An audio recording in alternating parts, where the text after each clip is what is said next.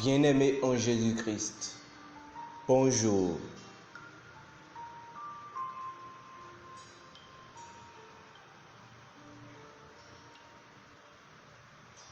Notre exhortation du jour tire notre attention à tous sur le fait que nous sommes au contrôle.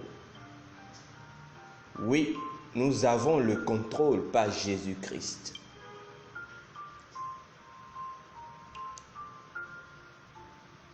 Luc chapitre 22, verset 53 est notre verset d'ouverture d'aujourd'hui. Je lis.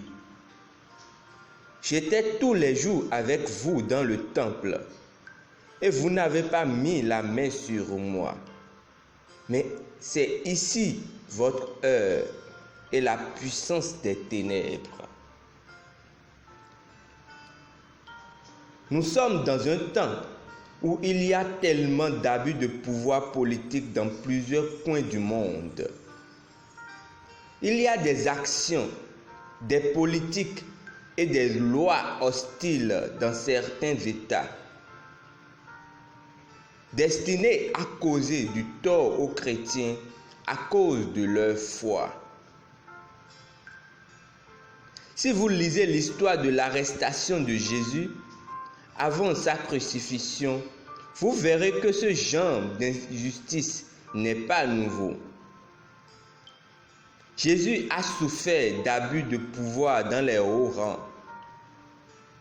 Jean chapitre 18 raconte comment Judas a conduit les officiers et soldats romains envoyés par les principaux sacrificateurs et les pharisiens pour arrêter Jésus.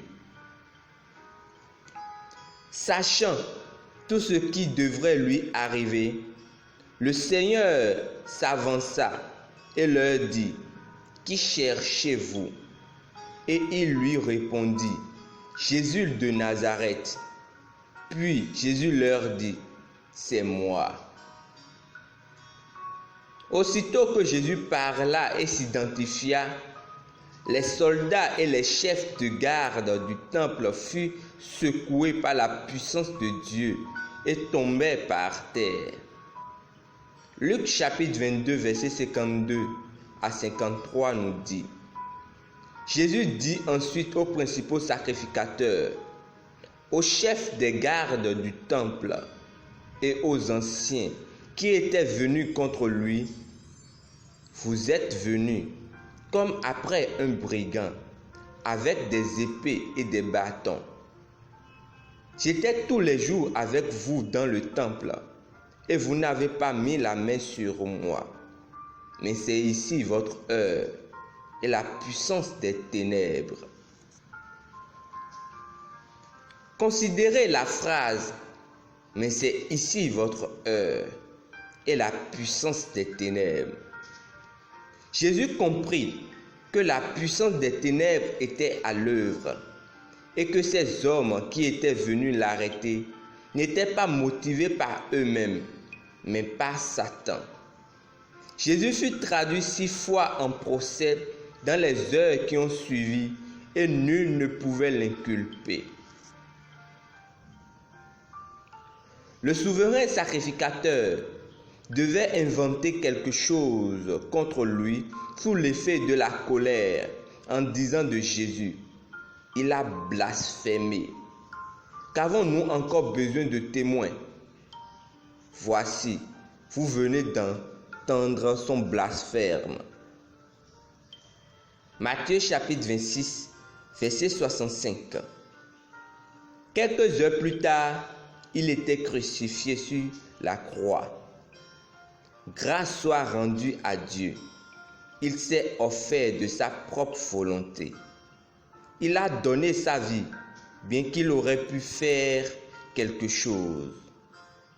Je donne ma vie afin de la reprendre. Personne ne me l'ôte, mais je la donne de moi-même. J'ai le pouvoir de la donner et j'ai le pouvoir de la reprendre. Tel est l'ordre que j'ai reçu de mon Père.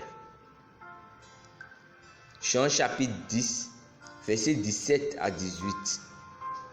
Les défis les lois insensées, les mensonges, les manipulations non vérifiées qui sont d'actualité aujourd'hui, ce n'est pas nouveau.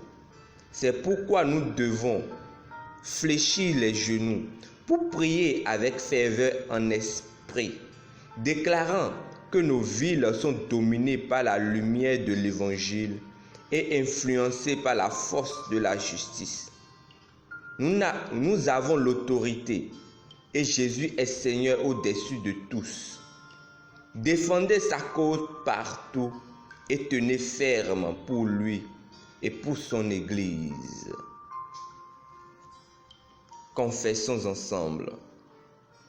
Je refuse d'être intimidé par les lois ou les décrets d'Antichrist ou contre la prédication de l'Évangile.